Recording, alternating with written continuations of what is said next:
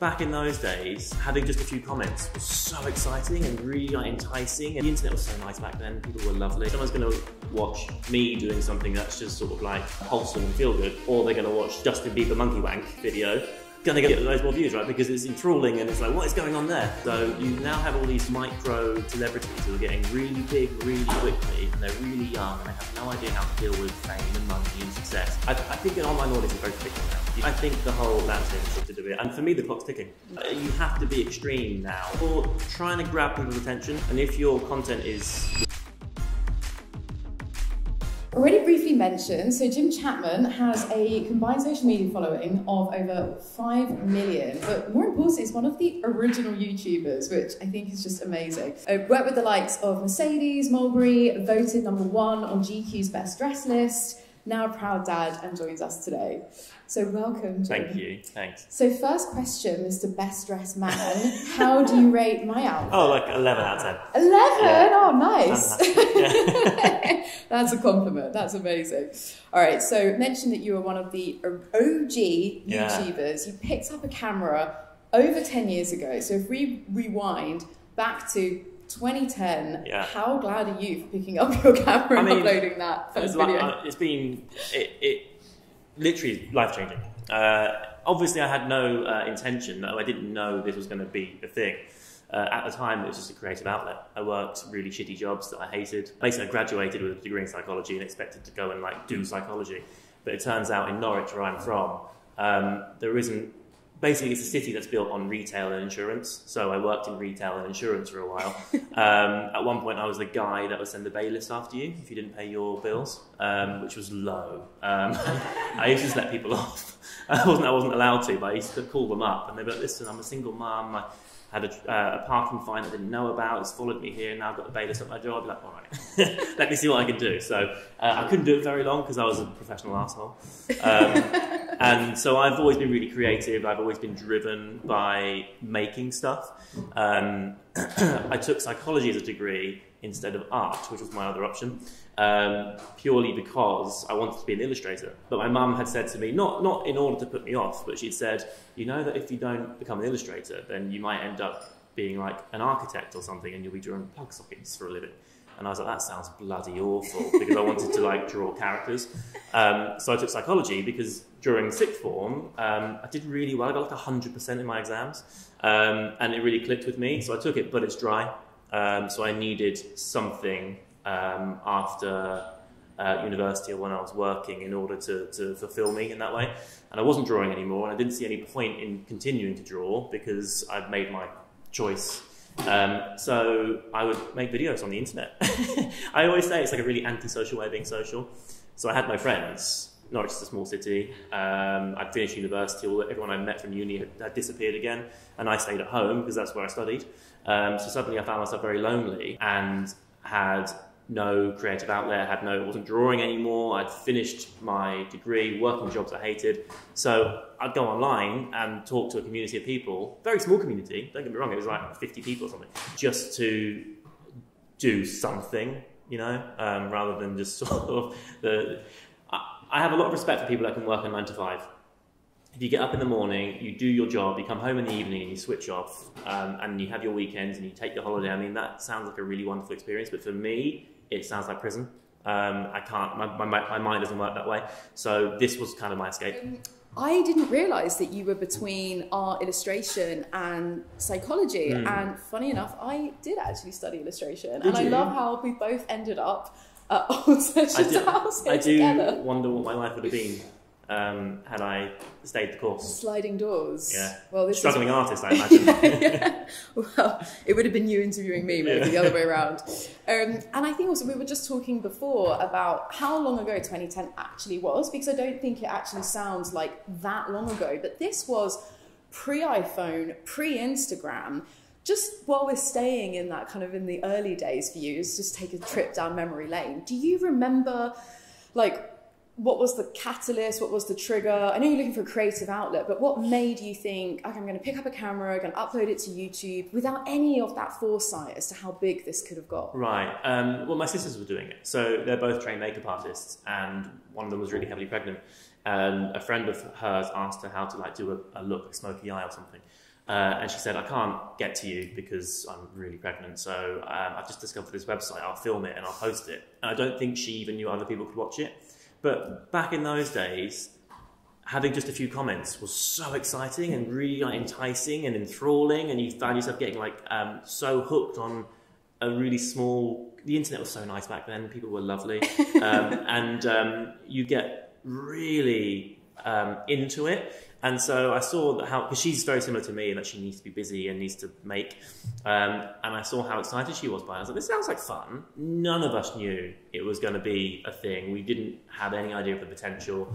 It didn't even cross our minds. You know, it was something we did purely for the pleasure of doing it. And I think that's wonderful, because fast forward 10, nearly 15 years, and people now do it because they want to be successful and famous, and it doesn't, I think, attract the people with the best intentions. Sometimes. Doing it for the wrong reasons, perhaps. Yeah. I love that you reminded me as well, saying about how not even fully aware that putting this stuff out there was for other people. Yeah. So that exactly happened to me with Instagram. My very, very first post on Instagram, I thought it was an editing app, and I put out this picture of me in a bikini, which I definitely did not think was for the public, until people started I was like, wait, no, this is for us. So now looking at your YouTube, so fast forwarding to present day, your YouTube channel, it seems very, very varied. Like the amount of content you put out there, it's almost anything from cocktails and baking to talking about grief and mental health, as well as, of course, men's style and fashion and more of these day in the life kind of vlogs.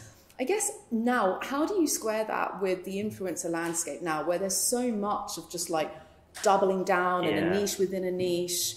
Where does that sit with you, being so kind of broad in your content? I sit on the fence a bit. I'm really fortunate that my audience has grown up with me. I really think that right place, right time, and the right guy to make it a thing it was so important, because it was at a moment in time where an audience, and my audience at the time were mostly 14-year-old girls, so they would just freak out. Like it's hard to explain this without sounding like an absolute moron, but like I remember I couldn't get on public transport for years. I moved house at one point because people found out where I lived, and they were like knocking on my door. I once broke Glasgow. I was doing a job there, and I just tweeted saying, "Hey, I'm in Glasgow. I've never been before. What's going on?" And then school ended, and suddenly thousands of kids turned up on like the high street, and I had to be like evacuated, sent to the airport. Like it was mental, hectic. I've been fortunate that those people have stuck with me. No, they're not 14 anymore. You know, they are now in their mid-20s, early 30s. They've got kids. So as a result, I've been able to grow up gracefully. I can't make the content I was making in my early 20s still, because I'm a father of 2 and I'm 35 years old. So I don't want to do the Chubby Bunny Challenge anymore, or eat cinnamon, or the boy band, or get like poor baked beans away from myself, you know. I've been really fortunate that I've got to I think now it's difficult for people who are niche. Great. I think an online audience is very fickle now. If you've got a niche, you're known for being the fashion guy, for example. You step outside of that and your audience goes, I don't like you for this. Or, in fact, your audience just get a bit older. The new 14-year-old girls are lusting over the new 18-year-old boy.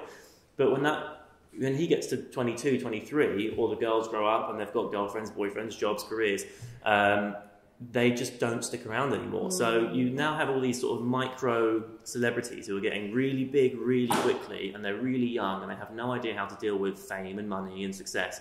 And then it's gone, and they're in their early 20s and gone, shit, I was somebody, and now I've got to get a normal job, and that must really mess with your brain. It feels as though doubling down on a niche is the way now to break through that noise, given that there's so much more competition now, and it is such a thing, as you mentioned. I mean, I just recall the phenomenon with Tube Girl, right? Which is literally, if anyone hasn't already seen this, it's this gorgeous woman that is on the tube in the London Underground, and she just has the window open and the air that's kind of blowing through. She does these like amazing kind of music videos, and she got this London Fashion Week deal off the back of it, and it's so niche. There's another one I follow where she's literally just like on the train getting changed in different outfits, and that's literally like the niche. So it seems as though you kind of need to have something like that, but be really savvy and strategic about how to leverage that as the audience grow, right? Off the back of what you're saying. Yeah, for me, I just don't care enough. And I mean that in a really positive way, in that I don't take any of this home with me. I don't internalize my value on social media, and I think that's a mistake a lot of people make. They let their social performance affect how they feel about themselves. I couldn't give less of a shit. Genuinely, I've been doing this for so long that I really, I really don't. If something doesn't perform very well, I'm like, okay, cool. That is so important to say, and thanks for the mini applause in the back there, because it does need applause, because you're right, there are, as you say, especially if you're young and you haven't fully matured, right. It's so easy to seek that external validation and literally connect your self-worth to the number of likes you get. It's a very dangerous game. It's tricky when if I'm working with a brand and they've hired me to use my platform. If that doesn't perform very well, I'm like, ooh, whoops, because they paid me, and But equally, it's a collaboration. They've asked me to post a certain thing in a certain way, and if it didn't work, it's not necessarily just because it's on my platform. I can't take all the responsibility.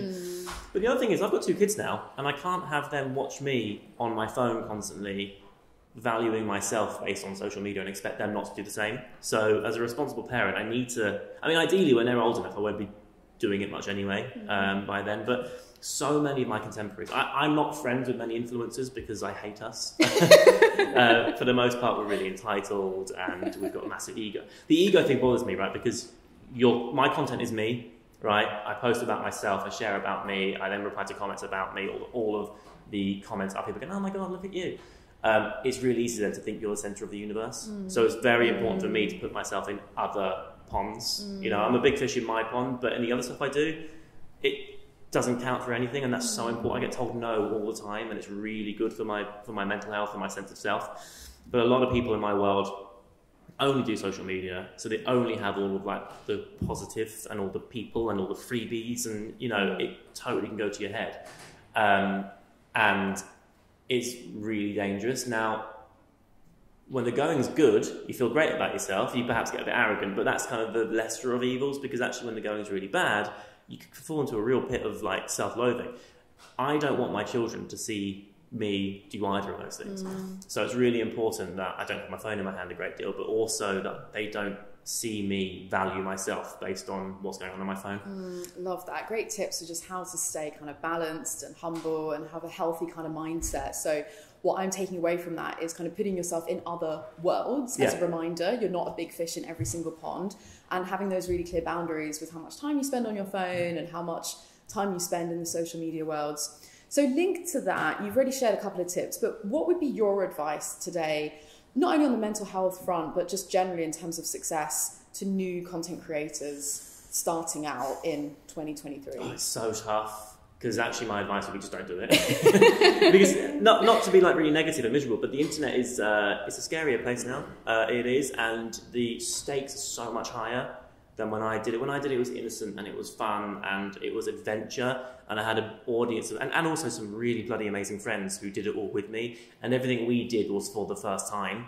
And I have so many wonderful memories. Now I see people posting because they're desperate, and it doesn't feel good. Like the apps alone, there's a reason why Instagram and TikTok and all the other apps look the same and function. So my degree's in psychology, by the way. So they're made to give you a little microdose of the good stuff every time you scroll, right? But ultimately you end up with negative, because if you go and do a task like fill the dishwasher, a really boring task, but you complete that task, and actually for completing the task, your brain gives you more happy stuff. Right, you throw in a cuddle, or you get a workout, go for a walk, finish some work, suddenly you're a much happier brain. So actually, although you get a little tiny bit every time you scroll, ultimately you end up on less. So too much phone time is just categorically bad for you. It isn't good. And the apps know it, companies know it, I know it, and I have this real sort of moral quandary about it, because although I like to think that my corner of the internet is a happy place, I'm still encouraging people to spend more time on their phones. So that's why I do all the other stuff I do, to sort of make sure that I'm bulletproof, for one thing, because I want to have a career for a while longer yet. I'm only 35. But also to make sure that I'm robust enough to not fall into that. I genuinely love that you touched on this, because I did want to ask you, but I thought, will I go there? Shall I go there? But you brought this up yourself, so it's really refreshing. It's really surprising in a pleasant way to hear a social media influencer. I know you hate that term, that to actually be like, I know it's not great for you. I'm a trained, studied psychology. I know that it's not the best, but within that, I know that there are, within the content creators category, you've got kind of the short form and the long form kind of subcategories within that. You've got the Instagrammers, TikTokers, then you've got the YouTubers. Bit of devil's advocate. Do you think that maybe being more of a long form creator with YouTube is safer and better because it's not as addictive? Yes, I know. That's how I started, and that's how I have a real connection with my audience, because they got to see more than 15 seconds of me, and they committed more. Hard to come by that now, though. I don't get anywhere near the traffic I used to get on YouTube now, because people want their content quick and dirty. They want it short. They want it 15 seconds. They want it to be digestible so they can scroll on to the next thing. So I think, again, I hit it at the right time where people... Basically, I'm the best of a bad bunch. There was no one else to watch. So they watched me, and they really invested in watching me. And people weren't overwhelmed by the sheer amount of content, because there wasn't that much on there at the time. So they watched me, and they sort of committed and invested. And so I get stopped on the street, by people who like talk to me like I'm their friend, and it's lovely, and I'm so used to it. And now I have like a script I run through, but I'm secretly thinking, I don't know you. I don't have a clue who you are, but they know who I am.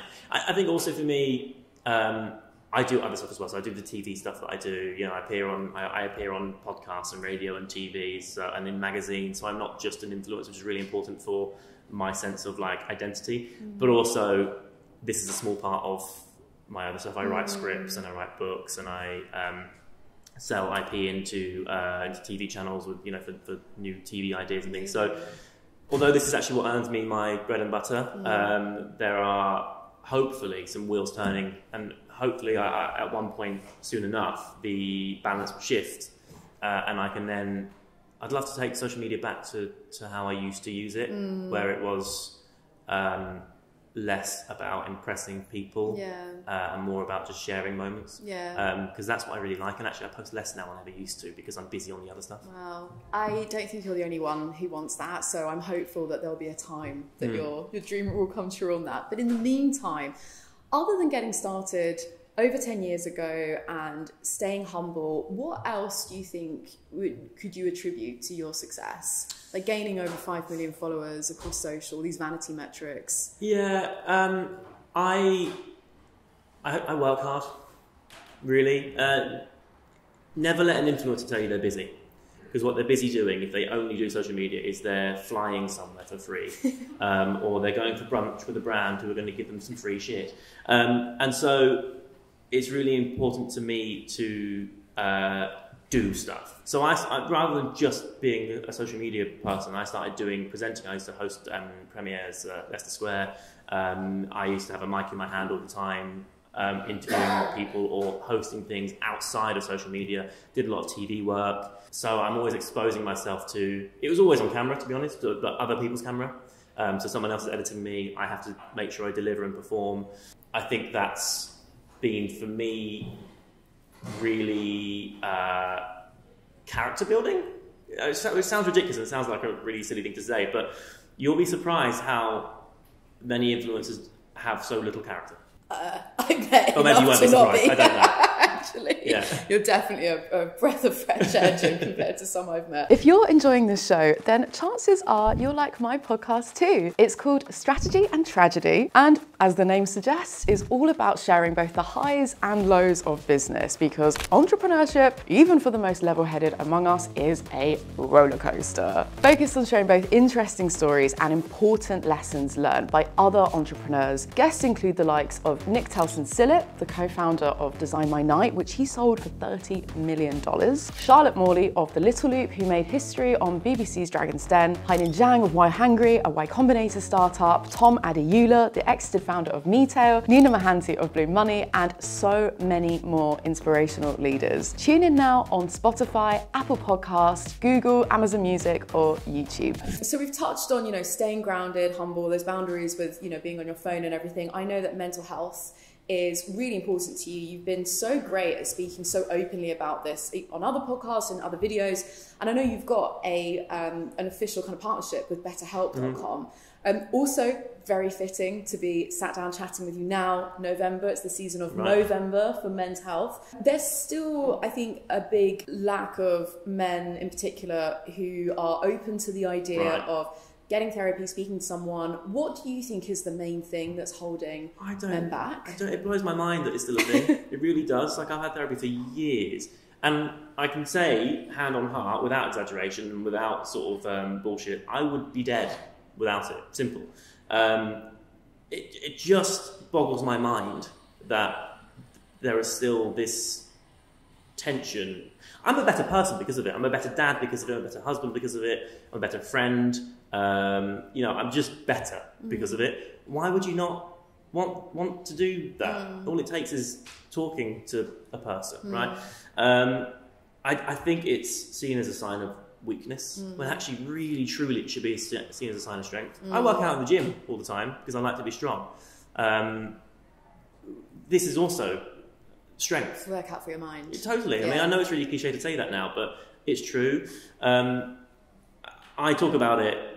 It's tricky on social media because you don't want to talk about it and everyone to think that you're a victim or that you are. Oh, rich people struggle too. You know what I mean? Like you got to do it in the right way. So I tend to come at it as a place of construction rather than I'm really struggling right now because of this. I'll just talk about less specifics and more about just my experience of it, because there's nothing worse than people in my position complaining, because my audience don't live the life that I live, right?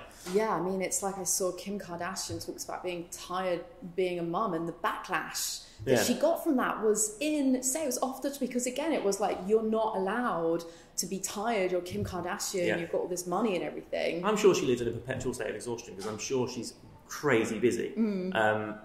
And I have no real opinion on her, but I think that the issue is if you are rich and famous and successful and you complain, then you're liable to get your ass kicked for it. So it's a fine line having a platform and being able to raise awareness of something, but without sort of becoming a victim of it yourself. So I talk about it really openly. I talk about my sort of experience, but more generally rather than What's interesting, you say you've obviously got a psychology degree. From my perspective as a marketing professional, I can't help but dissect the key messages that you hit on when you promote betterhelp.com in your videos. And that's what makes me kind of wonder, like, what are those audience insights, or what do we know about our customers, men in particular, that we can hit on, whether it's not going physically to a place, it's online, the ability to just switch therapists. Like, there's obviously all of these hurdles and barriers, I think like tenfold for men anyway. So I definitely think you achieve the right balance, but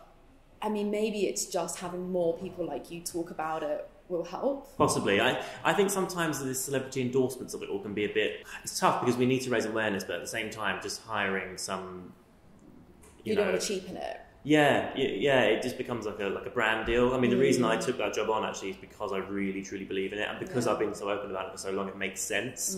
But I have seen other people do the same gig, and I just don't buy it. And in fact, actually, it can be detrimental to the movement, because suddenly you've got someone just sort of hired just in undermining it. And it has to be, when you're talking about things like that, which are so uniquely personal. Because the things I struggle with are not the same things that anyone else will struggle with, and vice versa. So you have to treat it with kid gloves. And I think you're right that for men, though, there are things, and maybe for women too, but I can't speak to that. But for men, there's not a man I know who's my age who doesn't need it.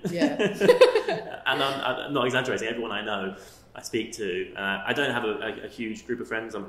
My relationship's quite small. But they all need it. I've managed to get a few of them doing it, and they're so much happier. Even as you say, the gym, the physical health comparison is fantastic as well, because you don't need to be, to continue that analogy, like you don't need to be obese and massively overweight to go to the gym and work out. You can be fit and maybe just work on some muscle. There's still that room for improvement. I still talk to mine all the time, and actually I'm in pretty good shape. But it's as much about mental admin as much else. There are things that I don't want to always burden Sarah with, and that she doesn't need to know, or that are just extra worries and concerns or whatever it may be, that she can't fix everything for me. So talking to someone impartial is really important. And just sticking with that mental health theme for a second as well. And by the way, guys, there will be a chance to ask questions afterwards. Sorry, so if we haven't covered something, got a burning question, bear that in mind and we'll come to you afterwards. But just sticking with the mental health theme for a second, I'm very curious to hear your perspective on having a public profile And not only being in kind of the public eye yourself as an individual, you were, of course, also with somebody else. Yeah. You had a partner that was also an influencer. Right. Your sisters as well, you know, family members, also on YouTube. That must kind of bring another level of difficulty in terms of backlash, trolls, hurtful comments. How have you dealt with those? Yeah. How have you overcome? Well, like I said before, I don't care. So it doesn't really affect me. It did get hard with regards to my breakup and then meeting Sarah. The timing of it was shocking in that my ex and I actually broke up long before the world found out. We hadn't told anybody. And then the press found out and ran a story on it. And then I met Sarah like a month or two later. But then on our second date, someone took a picture and sold that story. So it looked really suspect, which was tough because automatically then she was thrown in as the other woman, which she very much categorically was never.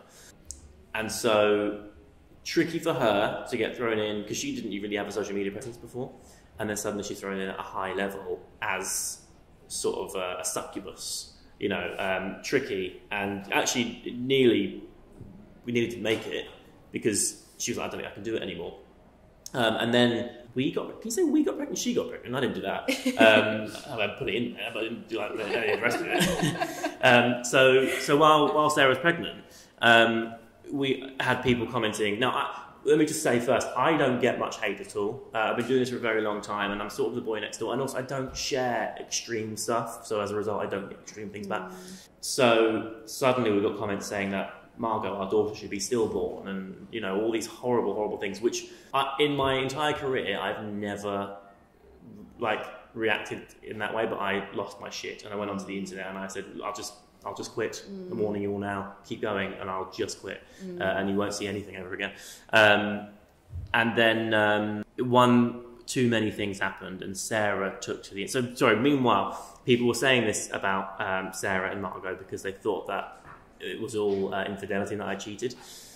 So eventually she had one too many people saying they're going to throw my kid down the stairs. So she went on social media and just sort of said there was infidelity in Jim's marriage, but it wasn't from Jim. Enough now. And suddenly we were vindicated. Now, I couldn't say that myself because I look spiteful if I've met my new girlfriend, now wife. We've moved into a nice house together, we're expecting a child, and then I go and point the finger and go, I didn't cheat. You know, it makes me look horrible. And also, I just wanted distance. I don't want to always... I know I share my life online, and I know people have an expectation, but in the same token, me saying I don't care, I also don't feel obliged to share things that I don't want to share. You can ask what you want, but I'm not going to give it to you. And so I didn't.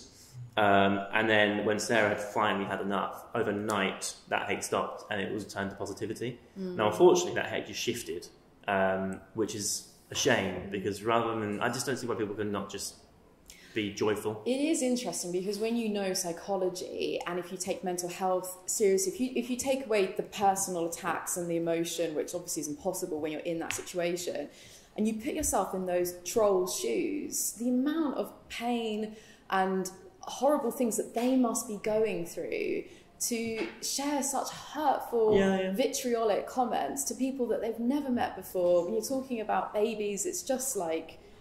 Yeah, you have an element of sympathy for them, but equally, you also have to be held accountable. Yeah. I used to have a really good segment I did, and I stopped doing it, and I don't know why, where I would just react to people's hate, but only really good hate, like the stuff that's just like tweets. Yeah, the stuff that's just a bit lame, I would ignore, but if it was a good one, I would screenshot it, and I'd post about it because it was really funny. I used to hide their username when I did it because I was like, I don't want my audience to turn on them. But then it got to the point where I was like, do you know what, actually, if the platforms themselves aren't holding people accountable, then fuck it. If they're going to say this stuff about me, then I actually have the right to draw people's attention to it. So I would stop hiding the names, and you'll be amazed at the amount of accounts that suddenly shut down. Yeah. Because they've been caught. They've been saying all this stuff. I truly, truly think making the internet a nicer place is as simple as Instagram going, hey, upload a copy of your passport when you make an account. Because then you're held accountable for the things you say, and I can guarantee you the hate will stop. There'll be constructive criticism, of course, people are allowed opinions, but the hate will stop because they know they'll get their account band. Yeah. It's simple. It's the road rage, isn't it? It's when you're hiding behind, the steering wheel and you're in your own car, you're honking away like mad, but actually when you come and speak to them at the window, it's a very different story, isn't it? So, actually, I might bring that back, so it's good fun. It sounds hilarious. I'd watch that. I just want to come back to a comment that you made before, which is just really interesting about how, you never really post anything that extreme, so you don't get anything that extreme back. I mean, the social media landscape, again, has shifted so much that it does feel like, there's so much, you have to put like a clickbaity title to get the attention. The likes of Piers Morgan come to mind with these really, it feels as though it is getting more and more extreme. And this was actually something I was thinking to ask you, which was, it's so rare to meet somebody like you who is a nice guy and boy next door with the level of success that you've got. So it's just, again, like, do you attribute that to being in the right place, right time, being consistent, the hard work? Do you think that the whole landscape has just shifted now, or can people still just be nice on the internet? Honestly, I think the whole landscape has shifted a bit, and for me, the clock's ticking. It is like you have to be extreme now, because you're trying to grab people's attention, and if your content is wishy-washy and cute and a bit nondescript, you're not going to shine through. If someone's going to watch me doing something that's just sort of like wholesome and feel good, or they're going to watch this Justin Bieber monkey wank video, like, it's going to get loads more views, right? Because it's enthralling and it's like, what is going on there? So it is just the nature of entertainment. Yeah, I mean, working in branding, we always talk about, the biggest risk to your brand is actually being too vanilla. It's like, you have to stand for something, and part of standing for something is what do you stand for and what do you stand against. But in social, it just as you say, the algorithms, they just exacerbate those polar opposites, and nothing. There's no 50 shades of grey. It's black or white. I will rather than stoop to that level. I'll let it go. I've had a really wicked career. I've had a great time. I'm not about to become someone else to desperately claw at a following when. I don't care. I do care about my following. I do care about my career, so don't misunderstand. But I don't take it home with me. Is what I mean. So I'm not gonna desperately try to keep hold of followers and gain new ones at the cost of my dignity and my happiness. Because I've been richer than I am now, but I've never been happier. Basically, in my previous relationship, I had more money and arguably more success, but I was miserable. So. For me, the answer isn't the money that comes from the following. So I'll happily, if it means that I have to make some huge monumental personality shift or stress about constantly coming up with new and extreme content, I just want to do it. Yeah, I love that. So a bit more of a selfish question for me, and again, we will come on to audience Q&A. I've only got a couple more that I want to go through, is out of just pure curiosity, having lived in the public eye, so to speak, for the past 10 years, and again with sisters and partners and stuff in this other world, what is something that feels very normal to you as part of your day-to-day life but might really surprise people in this audience as kind of the influencer lifestyle? I mean, I get stopped in the street all the time. Is that a valid answer? I don't know. Yeah. I mean, it's just part of my life. I don't even think about it. I mean, when I first met Sarah, she's like, who are you? What is going on? Because even if I don't get stopped, I'm so attuned to it now that even if I don't get stopped, I will see someone clock me. Yeah. I'll sort of double take or they'll suddenly go. Does it bother you? No, it's my job. I mean, it's fine. And actually, I'll never not say hi. If I'm rushing, then I can't hang around. But I'll ask you. I actually will often get a message after going, I just met you and you're really, really lovely. Because it takes me seconds to be like, hi, what's your name? Oh, nice to meet you. What are you up to? And that's it. And then I'm off again. It takes me a few seconds, but if it means that much to them, I always just think I'm really underwhelming. Taller than I look. But I must just walk away and go, Christ, he was dull. Oh dear. So in that time, you mentioned before, your audience have grown up with you, and you said those 14-year-old girls are now kind of late 20s, early 30s, having babies of their own. You are now a proud dad. Congratulations. To maybe a third one on the way, or not in a hurry. Not yet. Need to catch up on the sleep first. What's the most unexpected surprise for you with parenthood? I think it's just the perspective and how little everything else matters, which sounds ridiculous because I'm not that parent that is, those Facebook parents that are suddenly only dad and only mum. Like I still had a wicked career. I just got back from Korea yesterday. I still do really cool stuff, but I look at it with a different perspective now. I care a bit more about money than I ever did before. I've always said before I've always been driven by creativity. Suddenly I might actually have got more skin in the game now because I want to make sure that my kids have the life I couldn't when I was a kid because we didn't have any money. So suddenly my perspective on things has changed a little bit. But otherwise, it's just sort of a sense of how simultaneously sort of unimportant I am in the grand scheme of things, but also how incredibly vital I am to those kids. Yeah. And it's honestly, it's the best thing in the world. It really is. I need my breaks. Like I had a great time in Seoul. And actually, there was a sick bug that ravaged the house while I was away. My wife was going, "Everyone's vomiting," and I was like, "Oh, sorry." But it is coming home to those kids is just the best. It's such an interesting contradictory dichotomy there with the don't really matter, but also I'm the most important person because I'm now a dad and I've now got humans that are relying on me. So my last question, which is linked to this, being a dad now, is you've got a wonderful collaboration with NSPCC2. Talks about, your Better Help collaboration, something you really genuinely care about in the mental health space. With NSPCC, now you're a dad, what is it exactly that you're doing for them? Mostly just raising awareness. So my childhood was sketchy, shall we say. There was lots of abuse in my childhood. And they reached out to me end of last year, beginning of this year, just like, hey, are you open to...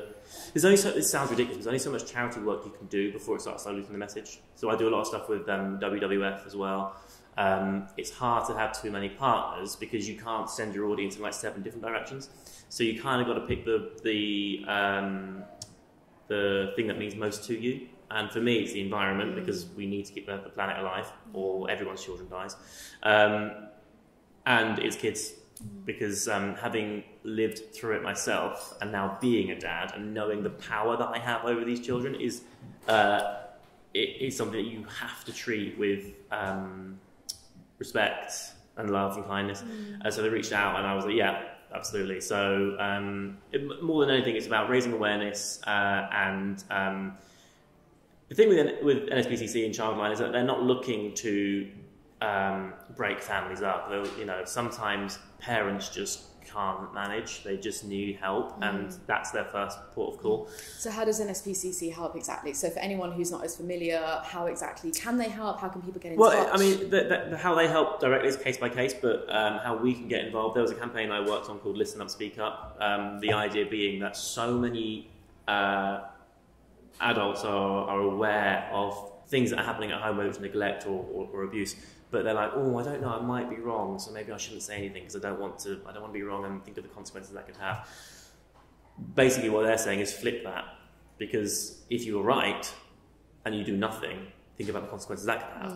But also it's anonymous, and again, they're not going to just charge in, bust the door down and take kids and parents and split families up. It's actually more about lending a hand.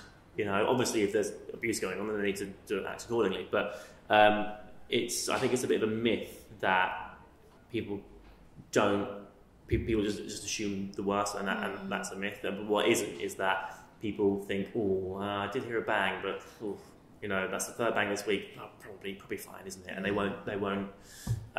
What they'll do is go and tell their neighbours and their friends. There's something going on. The neighbours, they're a bit funny, aren't they?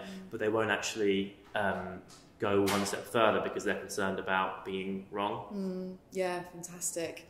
So if anyone is interested, check out NSPCC and betterhelp.com. I love that you've affiliated yourself with these fantastic organisations, WWF as well. So check those all out. Kids, environment, mental health. I don't think you can get any better than that trio there. All right, amazing. So coming to the audience, have we got any questions for Jim? Hey Jim, thank you very much for spending the time. Welcome to the club. My question was more on the business side of the model, let's say. Does it concern you that you are, let's say, the core of the entire business model, like on the scalability side of things? Because it does involve so many different sides of things, like PR, the writing of the script, production and whatnot. But does it involve, is it a concern of you being the core or the face? It terrifies me. Thanks for bringing it up. Yeah. No, it's been my biggest concern since I started. I'm often saying to Sarah, I wish I had a business mind. Because there's no excuse for me not to be a millionaire by now. Lots of my contemporaries who started when I started doing it are all loaded because they're super smart and they think that way. I'm a really intelligent guy, but I don't think in numbers. I think in shapes and colours and words. So I just don't operate that way. And in fact, when people start talking to me about that side of things, I go. So the other projects I work on, I partner with my pal on one of them, and essentially I come up with the ideas and then he sells them in. But yes, it terrifies me for two reasons. One, I'm only as good as my last thing, and it's getting more and more competitive out there, and I have been there, done that in the social media world. There's not much that excites me anymore, whereas there are people who are so young and eager and keen to do the stuff that I've already done that they're going to get it because they care so much more. So I can't pretend that my drive for it is still there. But also, there's always a younger, sexier model, right? I'm 35 now and I'm a dad. It's not like I'm wearing a bloody sweater vest. You know, I haven't got much time to do this. So yeah, it terrifies me. I wish I thought a bit differently sometimes, so I could. For me, it's about partnering with people who have that strength, because it's not one of mine. Leading on from that, since I have a microphone, where would you ideally see yourself in 5 years' time? Where would you be? I'm currently writing a book and illustrating the book, actually, which is great, because it's been a long time since I drew properly. So I would love to do that. I have to do things that make a thing. You know, whether it's a script or a book or content or whatever it is, I have to create something. I love doing it because I don't have to be Jim. I can do it in my pants. You know, I don't have to be on camera. I'm so sick of seeing my own face. New me. Yeah, I'll get really fat and happy. I'm sick of seeing my face and hearing my voice. I've been doing it for so long that I would love to sit at my desk and come up with stories. Yeah. Nice. I will share the microphone. Any more questions?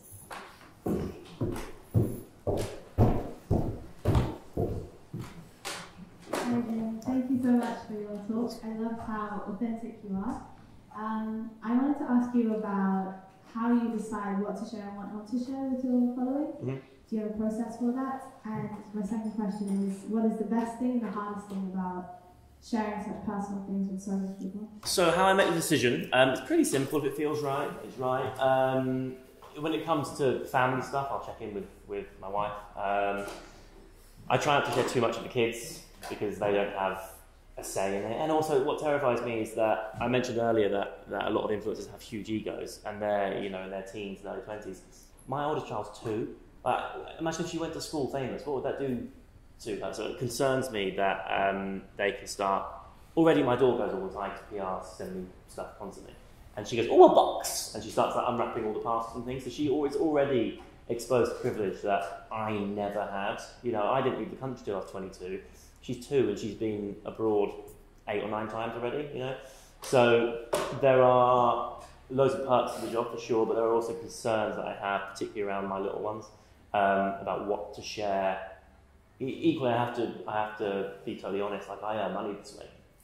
So if a brand has offered me a job, if it makes sense, so for example, I did a job with a car seat recently. It's a car seat that we really use, but of course I have to feature my child in that.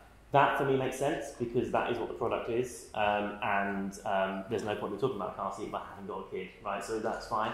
But there are other things that brands want me just to feature the children in just because it does better, and I just won't do it. I'd rather say no to the gig than say yes and have my child. So typically it's pretty easy to know what I've been doing it a long time. So I kind of know what I want to share and what I don't want to share. What's the second part of the question? What's the best thing and the hardest thing about sharing something? The best thing is genuinely the community. I'm really, really fortunate. I still have an audience that I don't think exists many other places online. They're wonderful, they're kind, and they care, and they engage. And even if they're not actively watching those, they check in, it's really, really lovely. Where I think now what you get is sort of moments of hysteria then you get cancelled, or you get like it's at the moment it's really extreme. And my people are really lovely. It's nice. Drawbacks are that it's a sense of constantly, like I said before, my job is me, so it's a sense of constantly having to be Jim, and always having to. I'm freelance, just at a really high level, and it's terrifying because as soon as I stop earning, then what happens to my house and my children, right? So it's scary to be in a creative industry and only be creative and not like have the business savvy. Yeah, so thank you for doing that. It was a really lovely talk. My question is, usually, especially when you're influencer and everything, I have personally exposed to like lyricists when I was doing any volunteer stuff, and the mindset that they have for social media influencers is crazy. I mean, like it's considered to be like everything is really great, and there are no kind of challenges. I don't think like most followers, they don't know like how challenging it is to reach to this point. And I see influencers also not showing that part, only just success stories, having fun and going out, traveling and everything. So do you think like what should be done to just show like the other side of it, like the struggle, because you have to have like really great mental strength to handle the hate, the not being famous until you get there, all that strength. So what do you think should be done to enlighten this generation, especially like what it really takes to be there, I think that kind of comes down to influencers personally. I think they need to share that side of things, because I find that on social media there's definitely there's a whole sort of segment online which is basically, look what I've got that you can't afford. Here's my watch, here's the car I drive, I'm on holiday somewhere. And that's great because it's sort of aspirational in a way, but sometimes they forget to share how they got that, where the opportunity came from, what it took in order to get the invite to the thing or to afford to buy the watch. And I think it looks perfect. And this is the thing, I mean, it's basically advertising, right? So it looks incredible, it looks perfect. But you don't always get the whole story, you just get the bling. And it's really unrealistic, because now everybody, if you go to school and you ask kids what they want to do, they all, nearly 100% of them say influencer, which is wild, because in order to be an influencer, right, you have to be able to influence the masses, right? So it means only really 1 or 2% of people tops can do it. So if 100% of children are saying they want to do it, 99% of them are not going to make it. And it blows my mind that it's become so huge. I feel partly responsible because I was there at the beginning, but let's be honest, if it wasn't me, it would have been somebody else. But it does concern me that young people now are wanting to do that because they see people just say, hey, look at the stuff that I've got. So I do think people need to share a bit more of the story. Maybe you need to do some anti-careers advice. Yes. Have you noticed I'm really shit at my job? Show this to the kids, the downside. Yeah. Well, I just wanted to add to that question, and obviously both failed artists, and I don't, me less so than you obviously, but thinking kind of visually, you were saying before, you don't think in numbers, you think in shapes and everything else. I saw a fantastic visual that showed like a 3x3 square, and each of the squares were all different colours, like the rainbow. And this was like what goes on in my life. And then it's the yellow one in the middle. This is what you see. Therefore, you think my life is just purely the yellow. So I definitely think there is more of a movement, whether it's like body positivity, the reality of behind the scenes, there is more of that. But I think it's both. You've got supply and demand. Like the audience, these content creators are only producing content that's being demanded, and like we were saying before, the algorithms are kind of training you into like clickbaity titles and this, that and the other. So there's definitely more of a push for that authenticity, and like it's going in the right direction. Did we have, maybe I think we've got time for one more question on this side. Have we got any questions? Any more? Yeah, sure. Hi Jim, thank you for being here. You mentioned you're writing a book. Can you tell us a little bit about what that's about? And I heard you mention, I don't know whether it was now or another pod, that you enjoy the difficulty of getting rejected from that part of your life. And I'm surprised you are, because even like show business is moving in the direction of attention. You see, cameos of celebrities and influencers. So I'm surprised you're actually not having any easy time with that side. I mean, I understand that maybe the people with vintage, you do something like remarkable, and I'm sure you want to produce something remarkable. But I'm surprised you could just walk into a deal in these things. Should they follow? Yeah, I mean, my foot gets through the door. If I write a script, it will land at the top of the pile. Someone will read it. Thing with screenplays is that even if it's a really good one, and actually mine are really good. I'm not just saying that. I get great feedback. I've had meetings with Steven Spielberg people, but if it's not the right place at the right time with the right amount of money and the right people, director, the producer, there's so many moving parts. It just doesn't happen. And so, same with the book. I pitched it in. I got an offer the next day because it's not shit, but also because my name carries some weight, so I can open some doors. Same with the TV stuff. The things that I come up with. My business partner, my pal, he's also a presenter, so we both know everybody in London, so we can just make a few phone calls, write a few emails, so we can sort of shortcut it a bit. But because they're all creative ideas, if they're not right for that moment, they just don't go through. Quick follow-up question to that. Have you produced anything we might have heard of? Nothing yet. No, it's new. It's fairly new. All in the works. We've been doing it since we've currently got 4 or 5 in development. I think 4 or 5.